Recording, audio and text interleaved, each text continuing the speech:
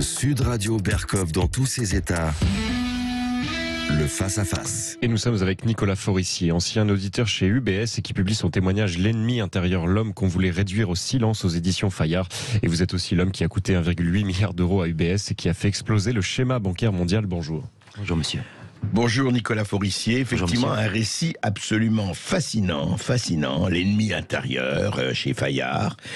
Et au fond, vous nous plongez dans un univers impitoyable ou pas, mais c'est Dallas à côté, c'est la petite bière, cet univers des grandes banques de gestion de fortune, vraiment des consortiums mondiaux, et ça se chiffre en milliers de milliards, en tout cas en milliards, dizaines de milliards, centaines de milliards, et vous avez été, vous, après toute une série vous avez après vos études, la finance, votre père était à la DGSE d'ailleurs. Il a commencé sa carrière dans l'armée de l'air et il a fait un peu de renseignement. Oui. C'est ça.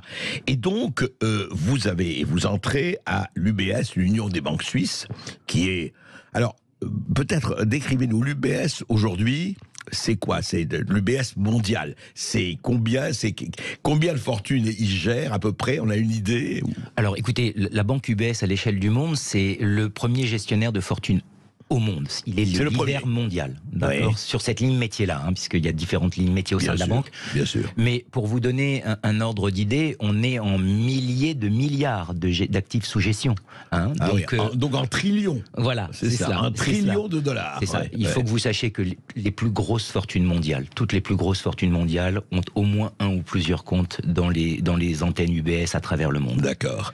Alors c'est très intéressant. Donc première banque mondiale de gestion du patrimoine et de fortune.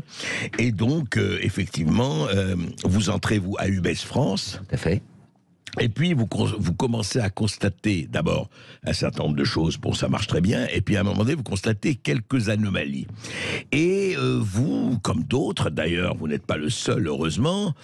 Alors, il y en a qui disent, bon, ben, c'est comme ça, c'est les règles, ce sont les règles du jeu, on va pas réagir. Et puis d'autres qui disent, attendez, et d'autres aussi, parmi vos supérieurs, qui disent, il y a des choses qui ne vont pas du tout.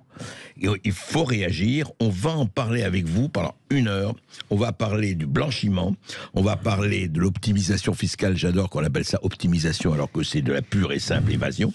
On va parler surtout des carnets de lait, et je vais vous dire, auditeurs de Sud Radio, vous allez apprendre beaucoup de choses, d'abord en lisant ce livre que je vous recommande vraiment de lire, et puis on va en parler avec Nicolas Forissier. Et ce livre, c'est L'ennemi intérieur, et à tous ceux qui nous écoutent, appelez-nous au 0826 300 300, vous allez voir, ça vaut le détour. Ici Sud Radio.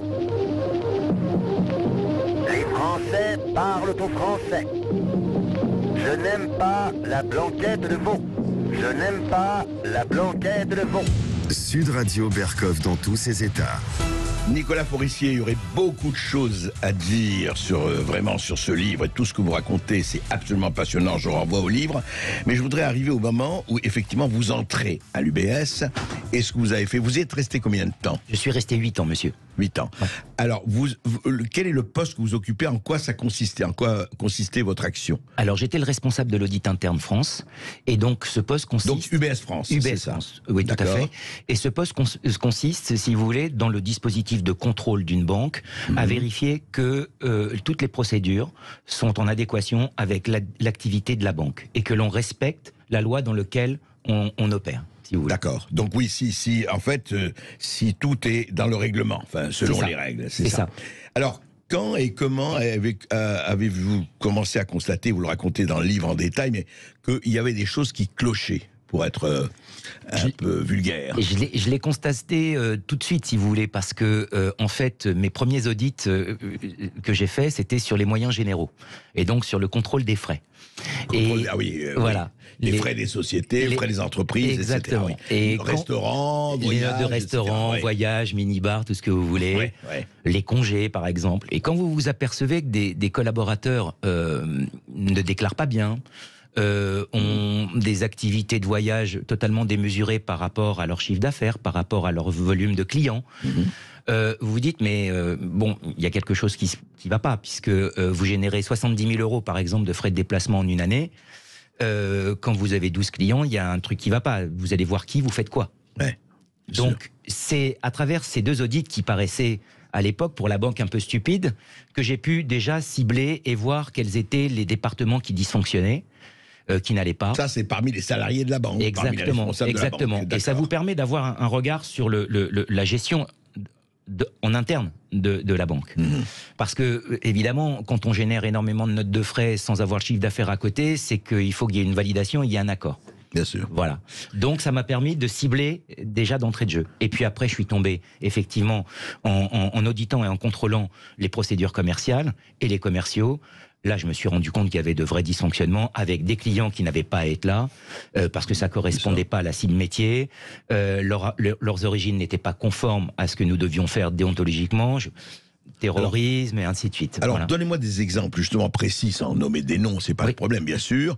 Mais il y a 3 choses dans votre livre, vous racontez. Par exemple, UBS France, où vous êtes aperçu que beaucoup de gens qui étaient à UBS France, en fait, ils allaient en Suisse. Enfin, je veux dire, ils étaient récupérés par UBS Suisse. Et puis, les origines un peu troubles, etc. Si vous pouvez raconter, vous nous donner 2 ou 3 exemples de choses un peu troubles. Le début de ma carrière chez UBS a été marqué par le passage qu'on appelle les missions spéciales, si vous voulez, où il a fallu nettoyer dans un premier temps la banque avec l'accord de mes dirigeants. D'ailleurs, ils étaient très contents, si vous voulez. Je suis devenu quelqu'un de peu fréquentable, mais quand j'ai éliminé le grand banditisme, des trafiquants d'armes, des financiers terroristes, et ainsi de suite, là, on il y en avait pas mal, quand même. Il y avait beaucoup de gens qui n'avaient rien à faire là, et si vous voulez, au profil très sulfureux, si vous voulez, ça allait de tous les trafics, de la petite criminalité à la grande, à la délinquance organisée, si vous voulez. Donc ça, c'était très important. Donc ça, c'était la première phase 2001-2004. Et puis après, je me suis rendu compte, justement, par rapport à ce mode de fonctionnement et à ces dysfonctionnements, qu'il y avait une porosité entre la France et la Suisse, et que il m'est venu logiquement à l'idée que quand vous perdez pendant beaucoup d'années de l'argent, et qu'on vous maintient en vie, et que en plus les bonus sont exceptionnels, c'est qu'il y a forcément quelque chose qui m'avait échappé, si vous voulez. Ouais. Et parce qu'une société qui n'est pas rentable, au bout d'un moment, si vous voulez, en 8 ans, vous la fermez, quoi. C'est parce que vous remettez pas au pot. Sur les comptes d'UBS France, elle n'était pas rentable, mais en revanche, en UBS Suisse, elle l'était. Exactement. Donc là, c'est là que vous vous posez la question, mais à quoi sert-on ? Et pourquoi nous maintient-on en vie, si vous voulez ? Parce que c'était sans la perfusion du groupe.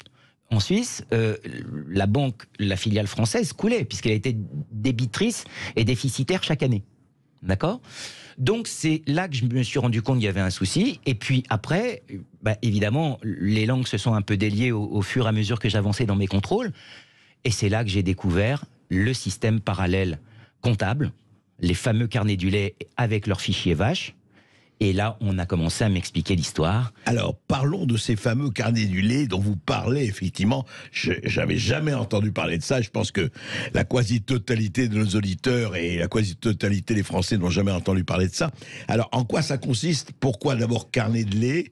C'est par rapport à la Suisse, mais en quoi ça consiste cette comptabilité parallèle ? Alors, les carnets du lait, originellement parlant, ça vient de la Suisse et c'était un système de comptabilité des exploitants de lait qui descendaient après aux laiteries leur production. Et si vous voulez, ils marquaient ça sur un cahier. Donc ça, c'était valable dans les Alpes suisses. Vous voulez dire par rapport au baquet Et voilà, par rapport à ce qu'ils avaient pris. Et comme il y avait à l'époque une production laitière en montagne, tout n'était pas toujours facile d'accès ou en tout cas de descente. Bien donc sûr. On attendait les beaux jours, on marquait ce qu'on avait produit, on réglait les comptes à la fin de l'hiver.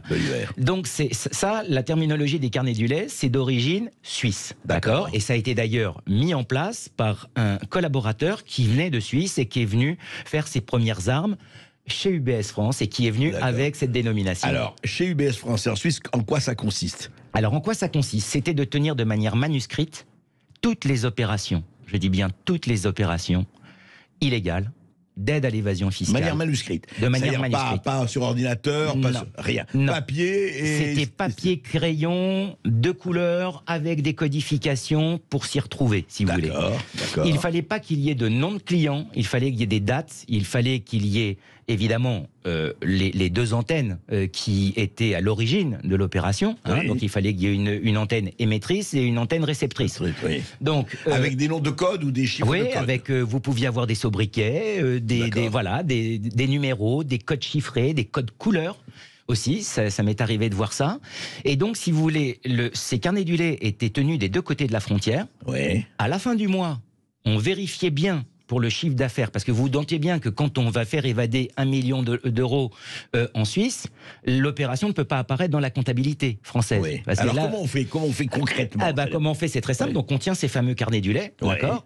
À la fin du mois, on se retrouve discrètement. Les deux patrons français et suisses des commerciaux se retrouvaient, checkaient de part et d'autre. D'accord, les opérations. Donc, Monsieur Tartmol est parti avec 1 million d'euros en Suisse. On sait que le chargé d'affaires français, c'est un tel parce que il est soit nommé, soit il correspond à un code. C'est lui qui s'occupe de ça, voilà. etc. Oui. Et donc, vous allez, comme c'est ce qu'on appelle l'évasion fiscale, c'était ce qu'ils appelaient le simple money en anglais, c'est-à-dire la monnaie simple. Parce que, si vous voulez, c'était pas difficile à faire. C'était souvent du cash à l'époque. Hein, on était dans les valises. Il n'y a pas eu que des valises, mais il y en avait. Et donc, si vous voulez, ça s'évadait comme cela. On tenait la comptabilité de part et d'autre. À la fin du mois, on mettait les compteurs à zéro. Et pour pas que ça se voit en compta, parce que bien évidemment, c'est illégal, on pratiquait le phénomène de compensation. C'est-à-dire qu'on soldait ce que la Suisse devait à la France par une seule écriture comptable et qui représentait un pool complet d'opérations. Ah oui, vous voulez dire des opérations de tous les blanchiments mis ensemble avec un chiffre. Et voilà, un chiffre. Et on les mélangeait au chiffre d'affaires, lui, officiel et licite. C'est pour ça que le carnet du lait a été très difficile à trouver dans un premier temps, parce que au début, il n'enregistrait que des opérations illégales ou des opérations de non-résidents fiscaux qui, eux, n'avaient pas forcément besoin de passer par le carnet du lait, mais pour des raisons de confidentialité, pour certains clients, c'était l'usage. Mais après, quand ils se sont rendus compte que j'avais compris, ils ont cherché à mélanger le bon grain et l'ivraie et à faire passer dans les carnets du lait des opérations légales. Je comprends, oui. Mais si vous voulez, c'était facile. Les commerciaux français se sont révoltés contre ça, parce que la commission n'était pas la même. Quand vous faites une opération, vous, en France, vous touchez 100% de votre commission.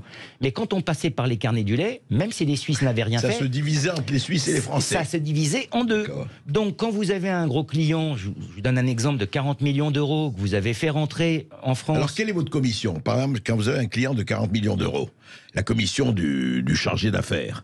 En fait, si vous voulez, c'est par rapport à son chiffre d'affaires qu'il doit réaliser pendant l'année. Donc, si ses objectifs étaient de 20 millions et qu'il a rentré un dossier de 40 millions, il a fait le double de ses objectifs, donc il va être éligible à un bonus plein et à une récompense pleine et entière. Qui fait combien à peu près, mettons, sur 40 millions? Ça dépendait des commerciaux, ça dépendait de leur seniorité, de leur, de leur ancienneté, etc. Ainsi de suite. Mais les bonus chez UBS pouvaient varier de 5 000 euros à 500, 600 000 euros.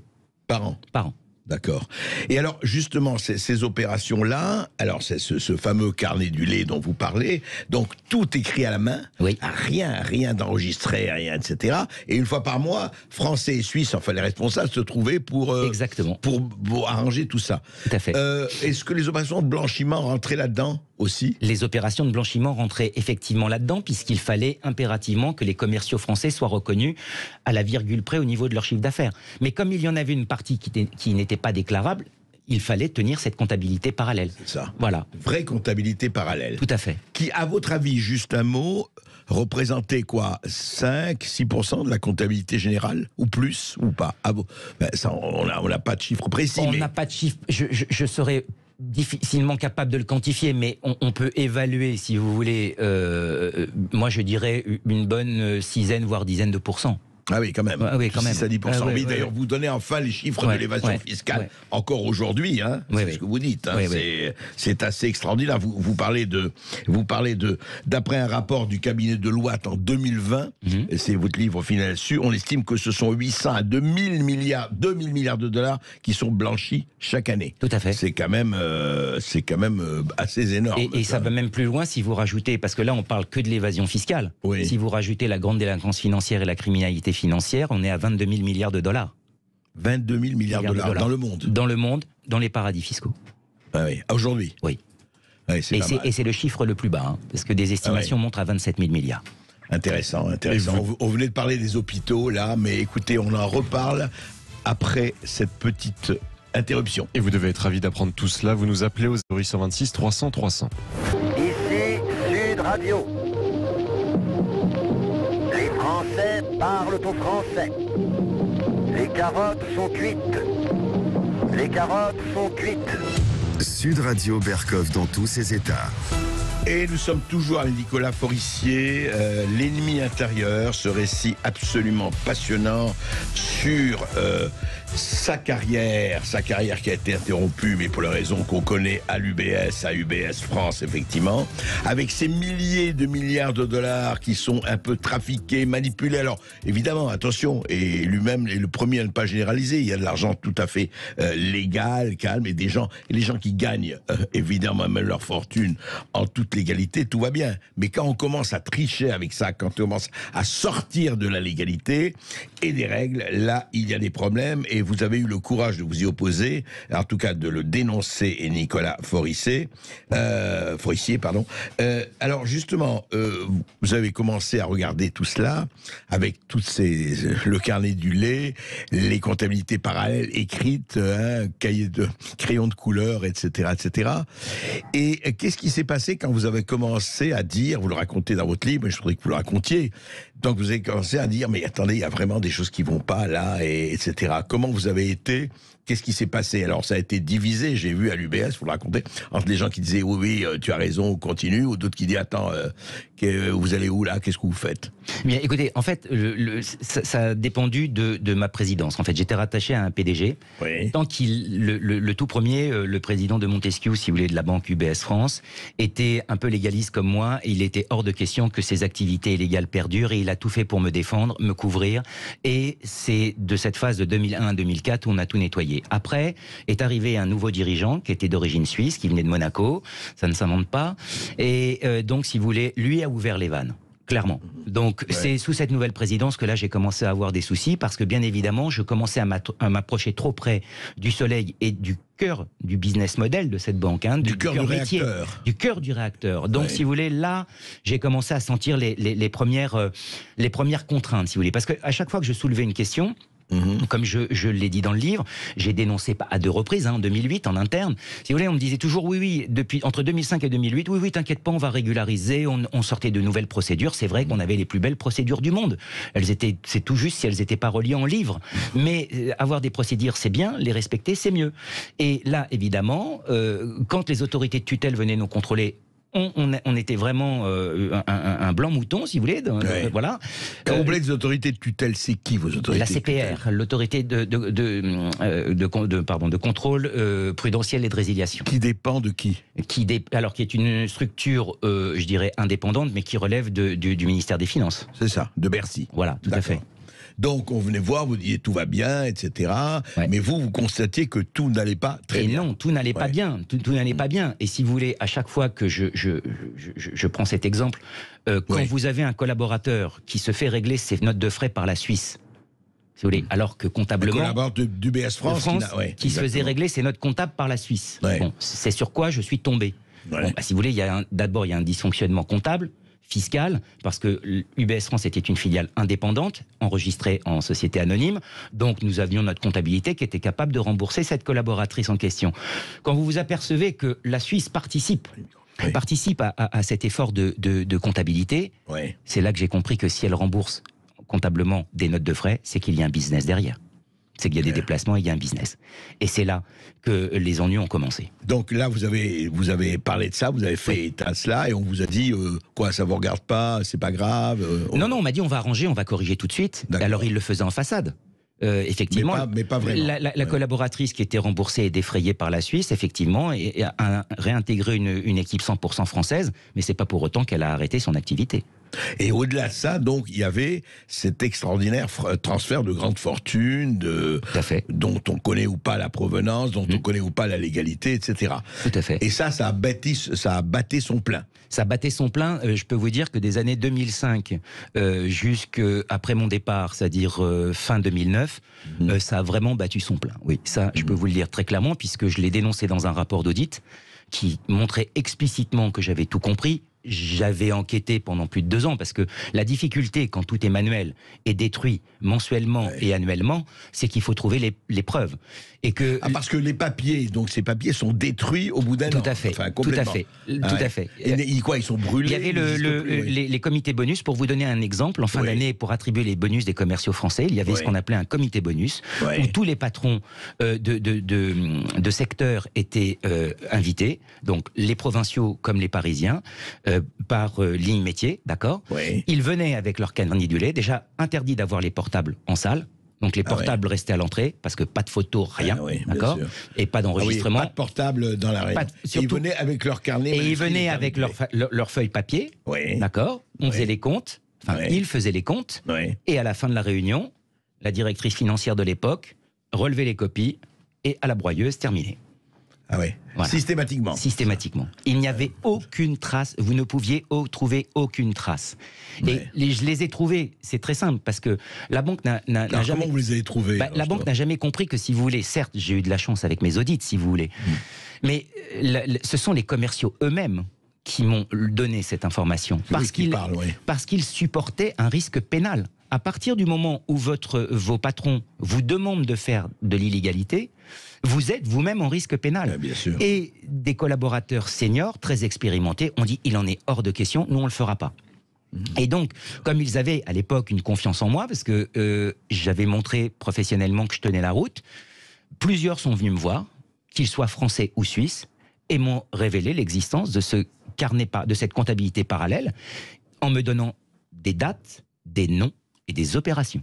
D'accord. Donc, si vous voulez, parce que évidemment, comme c'était des flux d'évasion fiscale, je ne pouvais pas y avoir accès depuis la compta française. Donc, il a fallu me donner les dates, les noms. C'était surtout les dates. C'est le côté suisse qui vous a aussi. Suisse, il y a beaucoup de collaborateurs. Je pensais être marginal, si vous voulez, mais ce que la banque a toujours refusé d'admettre, et pourtant c'est la vérité, c'est que, si vous voulez, les premières fuites sur cette existence de cette comptabilité des parallèles est partie de la Suisse. Ce sont des collaborateurs suisses qui étaient de plus en plus mal à l'aise, parce qu'on leur demandait des rotations, si vous voulez, des taux de fréquentation, et d'être sur le territoire français en toute illégalité. Je vous rappelle que la Suisse n'étant pas dans l'Europe, elle ne bénéficie pas du passeport européen, donc elle ne peut pas proposer de services financiers autres que ceux qui sont proposés dans l'Europe.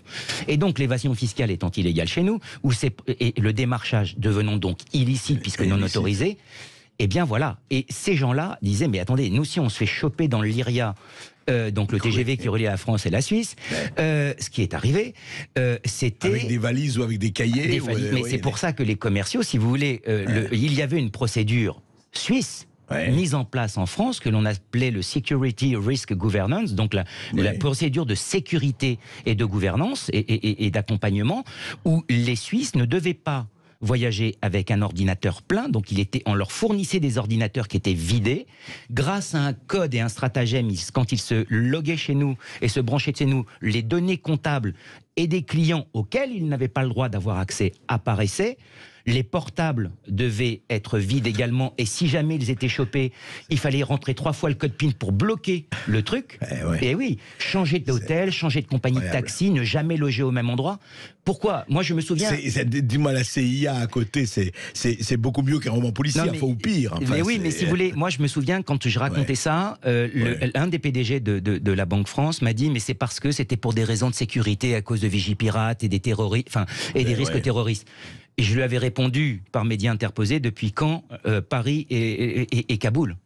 Depuis quand Paris est comparable à l'Afghanistan? Non. Donc, si vous voulez, ces stratagèmes pour échapper à la surveillance policière ou douanière étaient rodés, et à tel point d'ailleurs, c'est que dans cette procédure qui existe et que j'ai, il y a même, si vous voulez, une garde 24/24 qui vous permet d'appeler un avocat suisse pour que, si jamais vous êtes coffré, vous ne racontiez pas n'importe quoi. Ah oui, si vous étiez à choper en Suisse, etc. En France ou en Suisse, vous aviez ce qu'on appelle une hotline d'avocats. Vous avez une ligne rouge, si vous voulez, un téléphone rouge, où ça, quand vous déclenchiez ce numéro, vous saviez que c'était important. Eh ben, dis donc, en tout cas, c'est vraiment... Vous voyez, j'en perds mes moyens, j'allais dire, voyons, mais c'est vraiment absolument passionnant et tristement exemplaire, je dirais. Et notre garde 24 heures sur 24 à nous, c'est le standard. Vous nous appelez au 0826 300 300. Ici Sud Radio. Français parlent au français. Je n'aime pas la blanquette de veau. Je n'aime pas la blanquette de veau. Sud Radio Berkov dans tous ses états. Et une histoire qui passionne nos auditeurs au 0826 300 300. Et nous sommes avec Richard qui nous appelle de Toulouse. Bonjour Richard. Oui, bonjour Richard. Bonjour à vous. C'est passionnant. Monsieur Forissier nous donne de super infos. Et j'avais une question, et je pense qu'il aura peut-être une idée des moyens à mettre en œuvre. En fait, les personnes qui savent, et c'est des personnes qui sont, on va dire, bien récompensées. Et bien rémunérées, oui. Et souvent mouillées dans les malversations.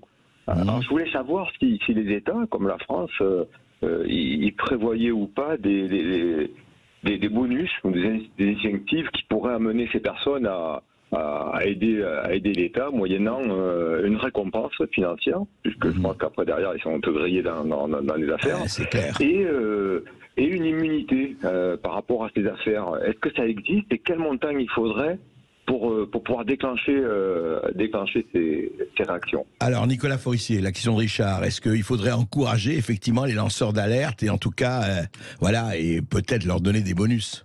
Bonjour Richard. Alors, c'est pas prévu dans le dispositif, hein. C'est loin de là, puisque l'évolution depuis la loi Sapin 2 2014-2016 avec le statut de protection des lanceurs d'alerte et la retranscription de la directive européenne fait que l'on bénéficie d'un accompagnement, je dirais, physique, judiciaire, juridique, mais faire comme aux États-Unis, comme le fait l'IRS, hein, qui est l'équivalent de notre Bercy à nous au niveau fiscal, de la DGFiP. Non, il n'est pas prévu de rémunérer les lanceurs d'alerte ou de leur donner une commission sur les fonds qu'ils auraient rapatriés. Ni une protection immunitaire, une immunité. Rien du tout. Rien du tout.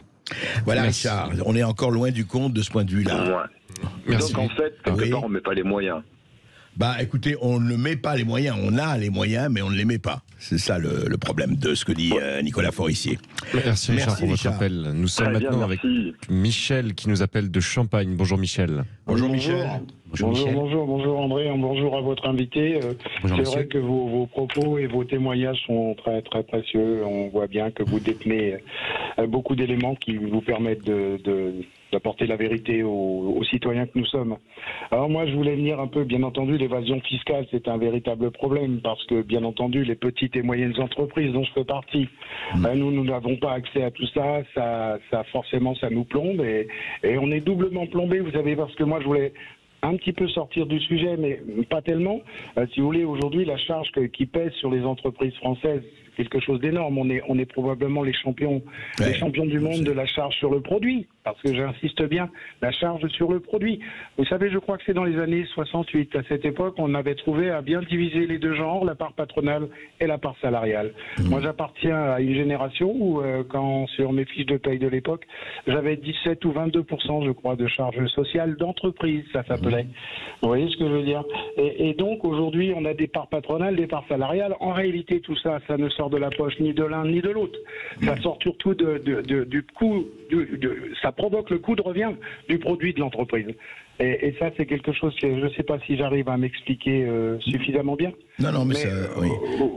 Aujourd'hui, ça provoque une perte de compétitivité énorme pour la France. Hein. Non, on le sait, ça, Richard. Mais là, on parlait effectivement, je voudrais qu'on revienne au sujet de la finance. Et vous avez raison de soulever ce problème.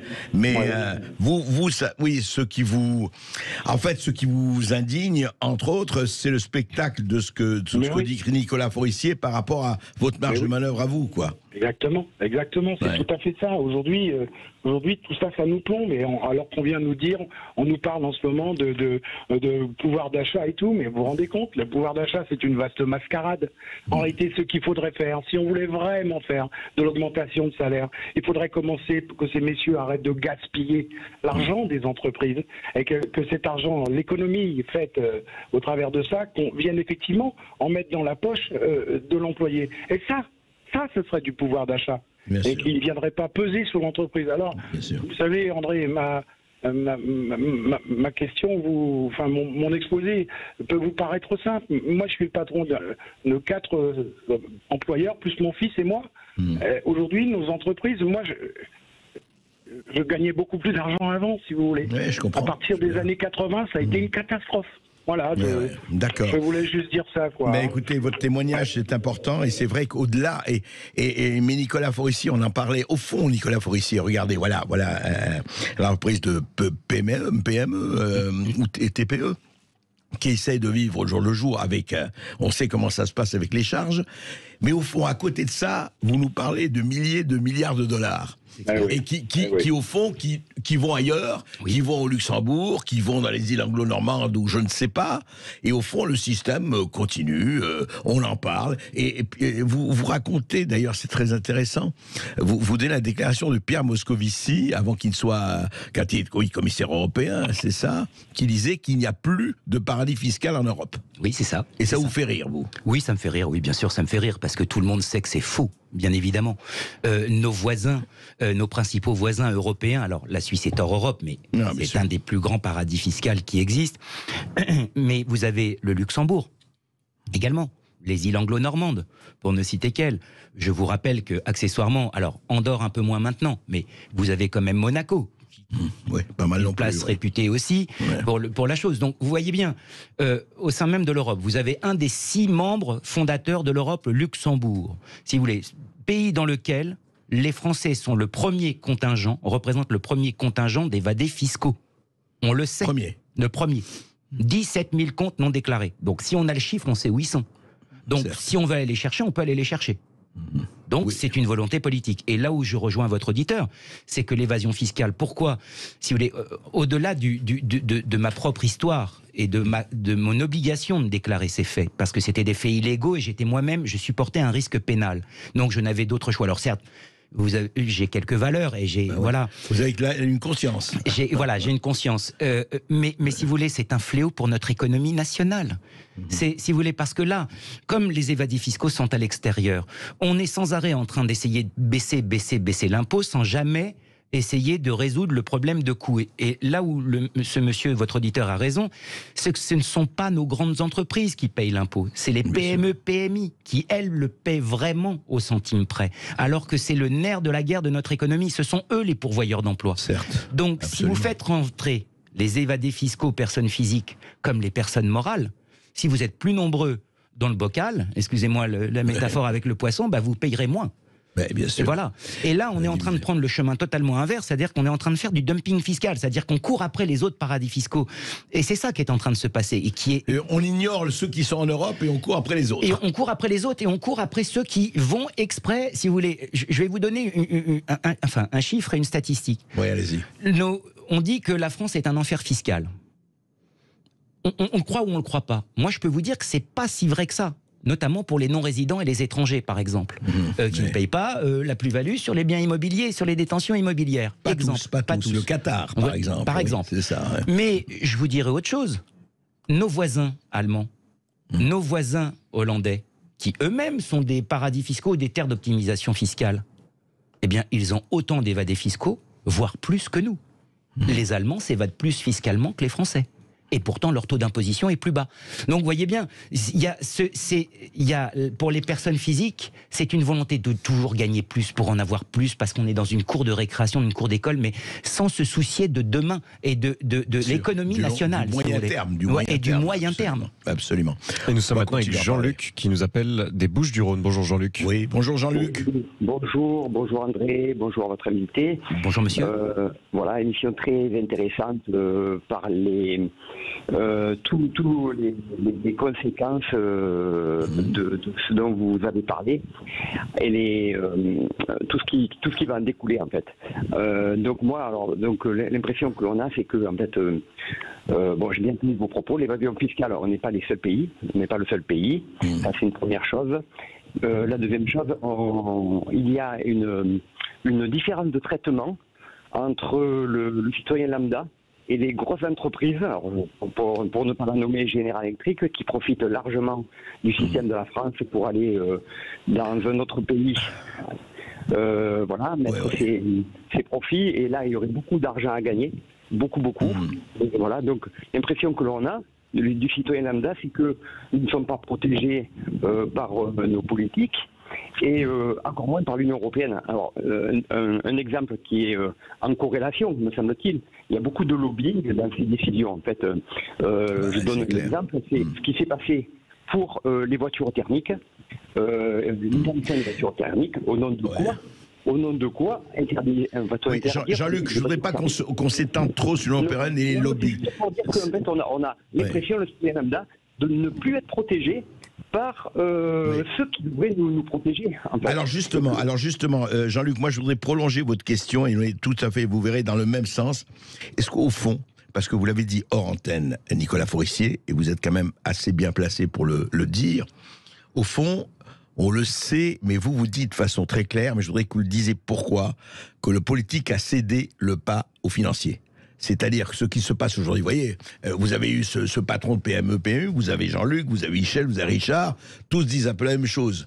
On est les dindons de la farce un peu, ou en tout cas, si farce il y a. Et au fond, on a l'impression que voilà, et qui dirige, qui gouverne, qui prend les décisions. Eh bien écoutez, c'est très simple. Qui sont les patrons de nos grandes multinationales ? Ce sont des patrons du CAC 40, de gros établissements qui pèsent extrêmement lourd pour notre économie.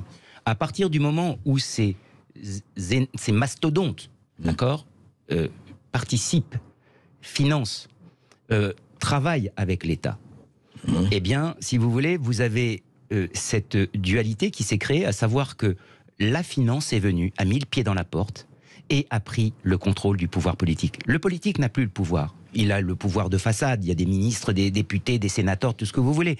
Ils font la loi, ils discutent la loi, ils les imposent, très bien. Mais le nerf de la guerre, c'est l'argent. Et l'argent, qui l'a ? Ce sont les décideurs économiques. Et c'est pour ça que, si vous voulez, la finance travaille en cercle concentrique pour se rapprocher du pouvoir. La finance a le pouvoir de l'argent, mais n'a pas le pouvoir régalien, on va dire. Oui, mais alors juste un mot quand même, Nicolas Forissier, puisqu'on parlait de fiscal, il faut quand même reconnaissons que ces mastodontes, ces patrons du CAC 40, ce sont eux qui payent le plus d'impôts quand même. Ils payent des impôts colossaux en France, non ? Ou pas vraiment ? Tout est relatif, monsieur. C'est à partir du moment où ils sont tous des optimisés fiscaux, l'impôt n'est pas payé en France. Et ils sont tous optimisés fiscaux ? Quasiment tous. J'en connais pas beaucoup qui sont restés en France. D'accord. Donc, si vous voulez, les schémas d'optimisation fiscale, si vous voulez, sont connus, on connaît les pays spécialisés là-dedans. Donc, vous avez la Belgique, la Hollande, une moindre mesure le Luxembourg, mais c'est un peu moins le Luxembourg. Mais si vous voulez, pour vous répondre très clairement, à partir du moment où le système bancaire mondial... Si vous prenez en comparaison avec les États-Unis, vous avez bien vu que toutes les campagnes sont financées par les plus grandes banques. Américaines. Les campagnes électorales, vous voulez dire. Les campagnes présidentielles. Ou les milliardaires. Les milliardaires, mais qui sont souvent... Vous avez... alors, c'est totalement transparent, puisqu'ils le disent eux-mêmes. Mais si vous voulez, à partir du moment où nous, on entretient cette ambivalence, je vous parlais hors antenne, c'est comme la loi sur la séparation de l'Église et de l'État, si vous voulez. Ça marche, mais la finance a pris le contrôle du politique. Le politique sait qu'il a perdu le contrôle, sait qu'il a besoin du financier pour aller de l'avant, pour son budget, pour ses travaux, pour son économie. Pour sa réélection. Pour sa réélection, dans certains cas, y compris par financement de campagne. Donc, comment voulez-vous faire après pour qu'on redevienne, si vous voulez, dans un mode de fonctionnement normal ? Moi, je pense très honnêtement et économiquement que, si vous voulez, le métier de la banque, par exemple, c'est de faire du crédit. Et un de vos auditeurs l'a très bien dit, le métier de la banque, c'est de faire du crédit aux PME, PMI. C'est ça le métier originel d'une banque. C'est pas d'aller financer des partis politiques, ou ce n'est pas de participer, si vous voulez, par cercle concentrique, à des événements politiques. On va recevoir encore beaucoup d'auditeurs, tant qu'on peut. Et merci à Jean-Luc pour son appel au 0826 300 300. Il nous reste un quart d'heure et vous nous appelez. Ici Sud Radio. Les Français parlent au français. Les carottes sont cuites. Les carottes sont cuites.